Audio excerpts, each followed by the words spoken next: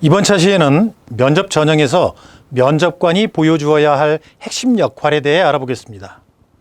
우선 면접 전형에서 요구되는 기본적인 역할을 소개하고 이런 면접 과정에서 나타나는 평가 오류에 대해 알아봅니다.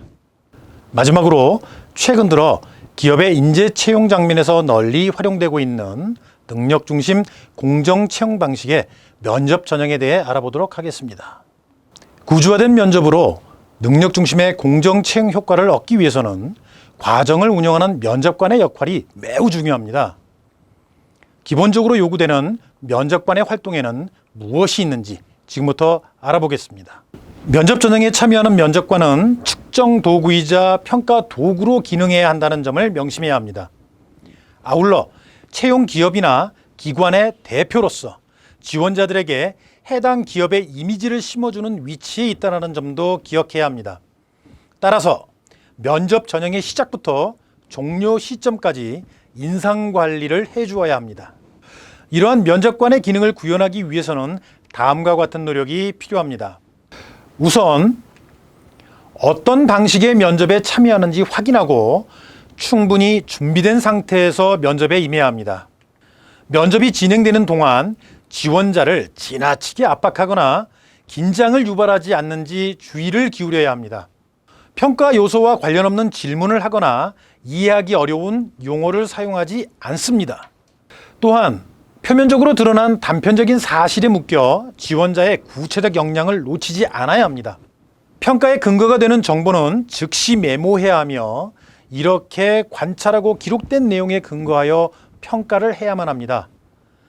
면접이 끝난 후 평가 단계에서는 고정관념이나 편견, 차별에 좌우돼서는 안 되며 평가 요소와 평가 기준, 평가 척도에 따라 평가 점수를 부여할 수 있도록 관리해 주어야 합니다.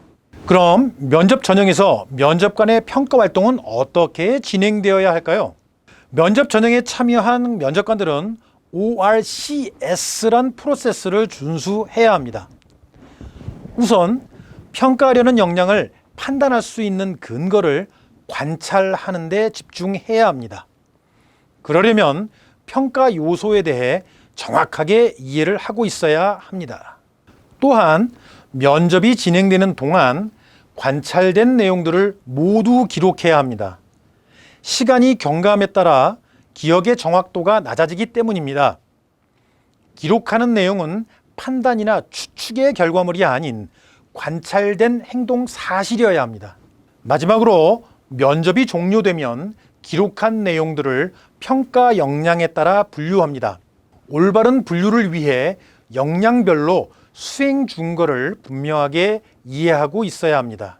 기록된 내용이 분류되면 그 결과에 근거하여 점수를 부여해야 합니다.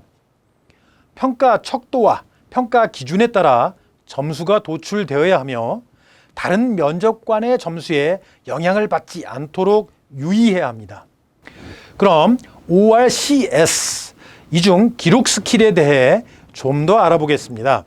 면접관은 모든 것들을 기억하기 어렵기 때문에 평가하고자 하는 역량과 관련된 행동들을 관찰하여 기록을 남겨야 합니다. 관찰 대상으로는 지원자의 주장, 아이디어, 답변 내용, 그리고 지원자의 행동과 제스처, 지원자의 표현 방법, 문제 해결 방법, 그리고 주장의 일관성 등이 있습니다. 기록을 할 때는 실제 행동과 말을 축약된 형태, 이야기가 진행되는 순서로 기록합니다. 또한 추측에 의한 기록은 배제하며 판단을 기록할 때는 그 판단 근거를 함께 기록해야 합니다. 앞서 살펴본 면접관의 역할을 따라가다 보면 가끔은 평가자 오류에 직면할 때가 있습니다. 이번에는 면접 전형에서 나타나는 평가 오류에 대해 알아보겠습니다. 면접 전형에서 면접관은 평가 오류를 경험하기 쉽습니다. 이런 평가 오류는 면접의 가치를 훼손하게 됩니다. 즉, 면접의 객관성, 공정성, 타당도를 담보할 수 없게 만듭니다. 먼저 가장 많이 나타나는 오류로 후광 효과를 들 수 있습니다. 지원자에게 발견된 일부분의 인상으로 인해 평가 영역과 평가 요소 전반에 영향을 받게 되고 지원자의 실제 역량과 무관한 평가를 하게 됩니다. 면접관의 전문성 부족으로 나타나는 중심화 경향도 무시할 수 없습니다. 평가 방법에 대해 이해가 부족하거나 평가 능력이 부족한 경우 또는 어떤 목적으로 적당히 중간 척도에 평가하는 경우에 발생하는 오류가 바로 중심화 경향입니다. 면접관의 개인적인 성향으로 인해 나타날 수 있는 오류가 관대화 경향입니다.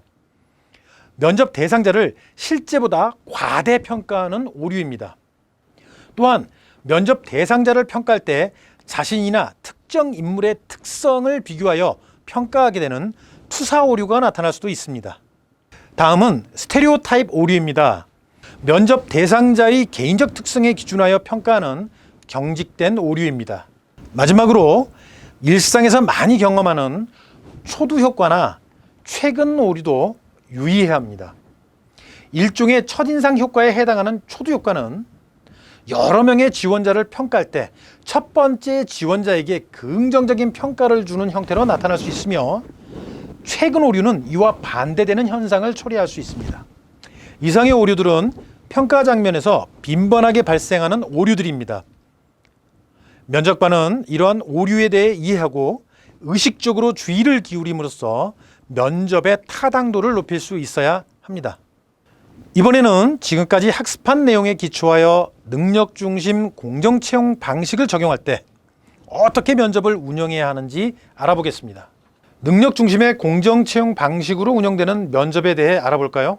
우선 면접은 평가 항목과 면접관의 역할을 이해하는 데서 출발합니다. 모든 면접관들은 평가 항목, 평가 방식, 평가 척도에 대해 이해하고 면접 질문을 숙지한 상태에서 면접에 임해야 합니다.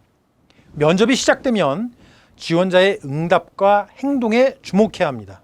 이때 면접 질문은 평가 요소에 맞추어 제시되어야 하며 평가 요소와 관련된 답변과 행동을 관찰, 기록합니다. 면접이 종료되면 면접관 개개인은 행동 지표에 따른 평가를 실시합니다. 기록해 두었던 구체적인 답변 내용들을 분류하고 행동 척도에 따라 최종적으로 기록을 정리합니다. 수집된 정보는 필요한 경우에만 면접관들에게 공유되고 논의와 조정이 이루어질 수 있습니다. 면접이 종료되면 면접관 개개인은 행동 지표에 따른 평가를 실시하게 됩니다.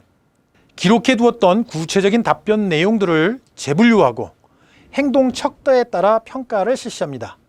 평가 결과는 전형에 참여한 면접관들에게 공유되고 불가피한 상황으로 인해 필요하다고 판단된 경우에는 평가 결과가 전형에 참여한 면접관들에게 공유되고 그 결과에 대한 논의와 조정이 이루어집니다. 이때 관련한 상황과 판단 기준, 면접관들의 의견들, 그리고 최종 의사결정에 사용한 방법을 기록해 두실 것을 권고해 드립니다. 이때 관련 상황과 판단 기준, 면접관들의 의견, 그리고 최종 의사결정 방법을 기록해 두실 것을 권고드립니다. 다수의 면접관들이 참여하는 경우 면접위원장의 역할과 평가위원의 역할을 구분하여 진행할 수 있습니다. 이때 면접위원장은 각 단계의 세부 내용을 설명하고 진행 노하우를 공유합니다. 또한 평가 요소 및 평가 지표에 대해 눈높이 조정을 논의합니다. 면접 중 특이사항이 발생할 경우 면접 과정에 개입하여 조정하고 정보가 부족한 부분에 대해 추가 질문을 실시할 수도 있습니다. 면접 후에는 평정 점수에 대해 논의하거나 면접관들의 질문 및 평정에 대해 피드백을 제공합니다. 지금까지 말씀드린 단계를 거쳐 평가 결과가 통합되면 평가 결과표를 작성하고 필요시 지원자에 대한 평가 의견을 첨삭하게 됩니다. 지금까지 3차 시의 내용을 통해 채용 정책과 면접에 대한 기본적인 내용들을 살펴보았습니다. 아마도 많은 궁금증과 함께 좀 더 구체적인 정보가 필요하다는 생각이 드실 겁니다. 지금 그 마음을 잊지 마시고 오프라인에서 이루어지는 면접관 기본 과정과 심화 과정에서 저희와 함께 풀어나가시길 바라봅니다. 감사합니다.